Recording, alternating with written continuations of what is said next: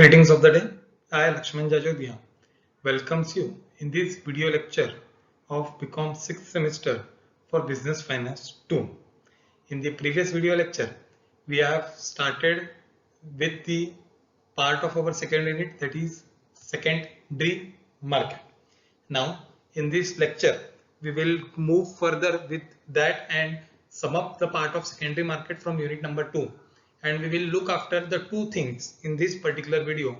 First would be what are the various products which are being traded in the secondary market, and second would be who are the various participants in the secondary market. So let's begin with this. First of all, we will see what are the various instruments that are dealt in the secondary market. The very first instrument is the equity shares. We all know that what is an equity share? It is what we can say a part in the share capital of the company who are the real owners of the company. The ownership interest in the company of the holders of its common and preferred stock.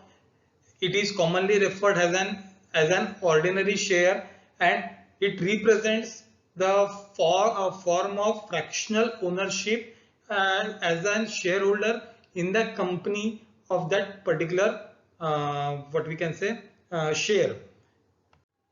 In the previous semester, we have discussed in detail about the equity share. That is what is the very first security or product or instrument which are being traded in the primary market. Second is the preferred stock, also which is also known as preference share.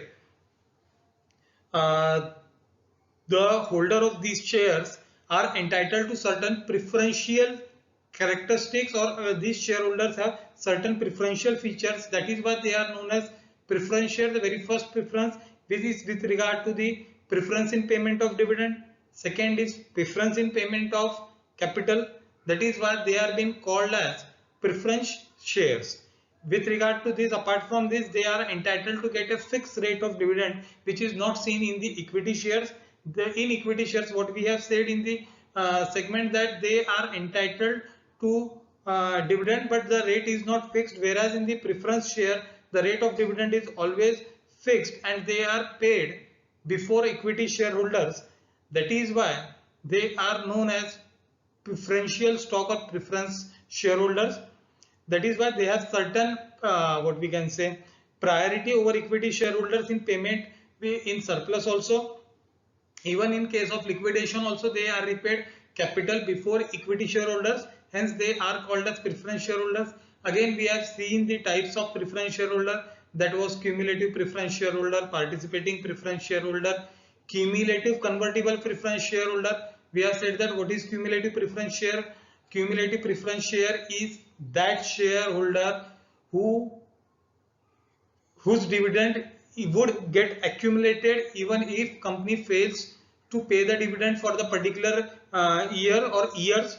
All the arrears of the preference dividend have to be paid out before paying the dividend to the equity shareholder, that is cumulative preference shareholder. Whereas participating preference shareholder is said to be that shareholder who has right to participate in the profit after receiving the fixed dividend, and after which is remain as a residual surplus after, even though paying what we can say our equity shareholder, they can claim the extra what we can say dividend. That is why they have right to participate in that. That is why they are termed as participating preference shareholder. Then was the cumulative convertible preference shareholder. These shares have dividend payable on the same accumulation basis as we have discussed in the cumulative preference shareholder if not paid, but they are also offered with the option that after a particular point of time or after a specified date, they can convert their preferential stock into equity share. That is why they are known as what we can say convertible cumulative preference shareholder. Next thing is the security receipts. It means a receipt or a other security issued by a securitization company or reconstruction company to any QIB, that is qualified institutional buyer, pursuant to a scheme that is also traded in the secondary market. Next is the GSECs, that is government securities. they are credit risk-free coupon-bearing instrument which are being issued by RBI, that is Reserve Bank of India, on the behalf of the Government of India in lieu of the central government's market borrowing program.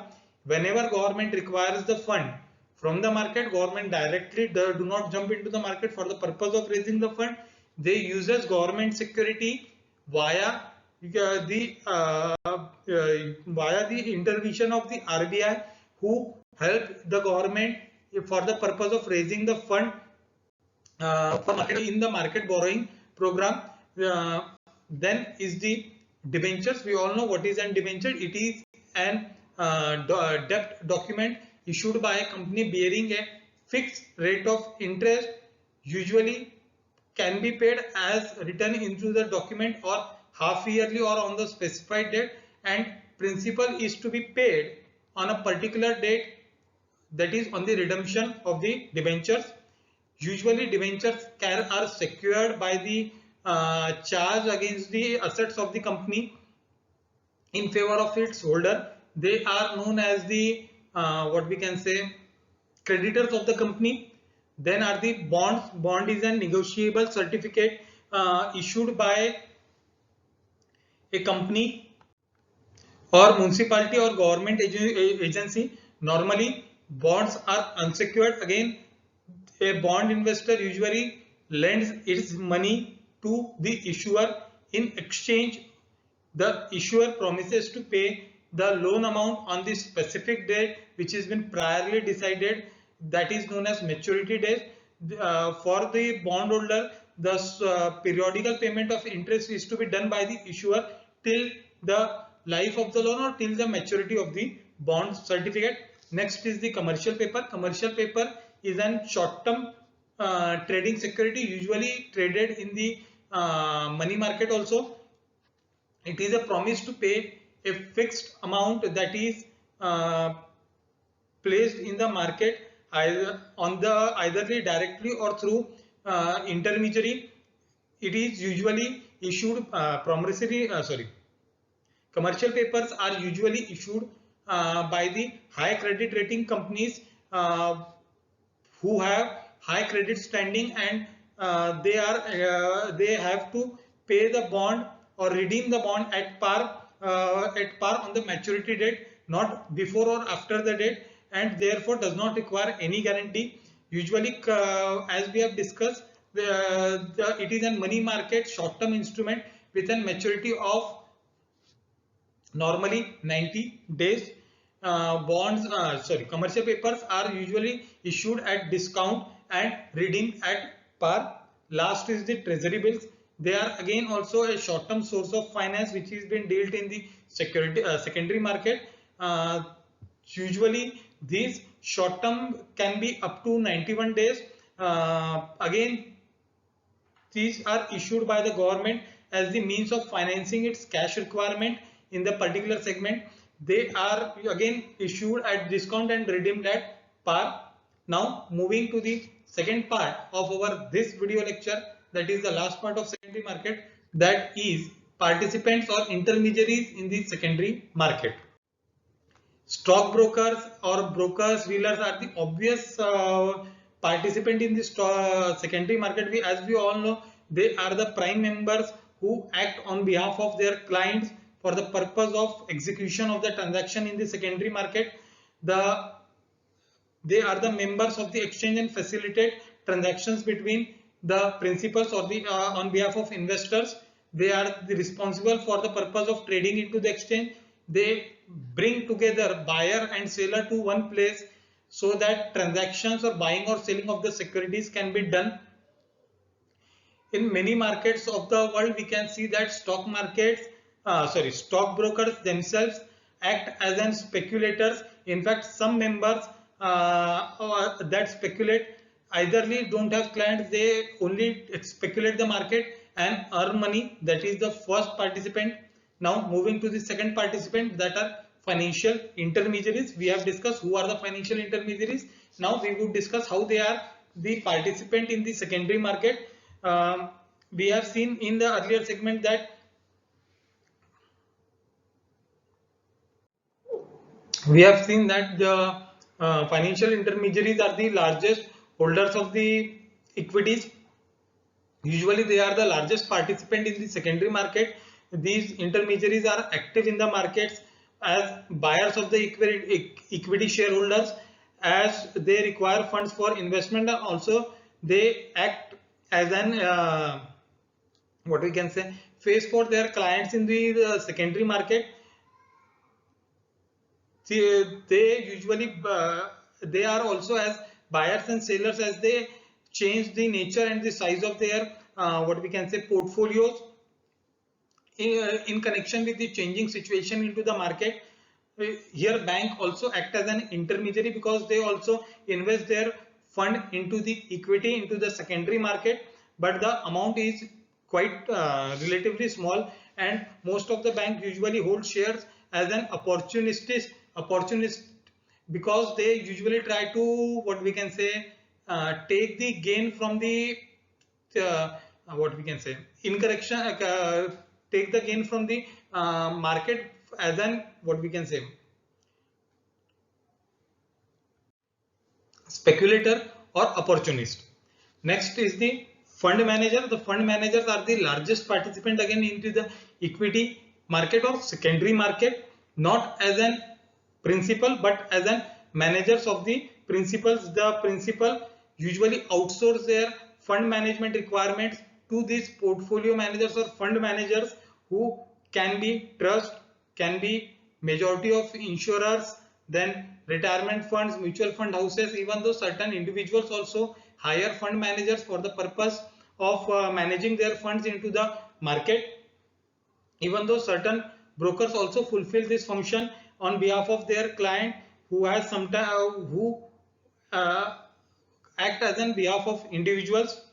Then is the corporate sector. We all know what is corporate sector. Usually they are the person who issues the security into the market, but they also have a role into the secondary market. Though the role is quite small, but still they have right to enter into the secondary market. They can repurchase their own shares or the shares of other companies also. In most of the countries, this is permissible by the law to permit. They have been permitted to repurchase their shares and of other entities to after fulfilling certain conditions, and they have to follow certain norms.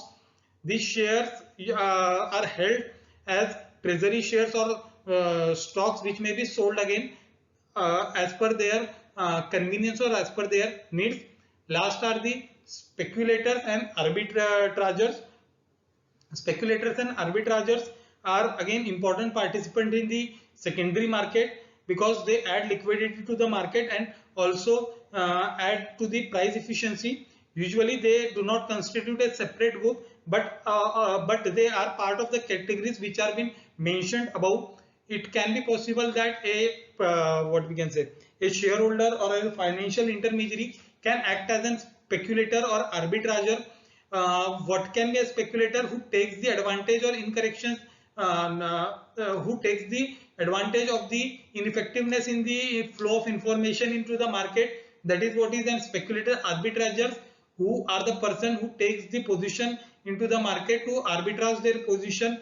They can be anyone. They can be stockbrokers, they can be intermediaries, they can be fund managers or corporate. They are not a separate group which we need to know. This is it for this lecture. In the next lecture, we will start with the next portion after the secondary market. Till then, stay tuned. Thank you.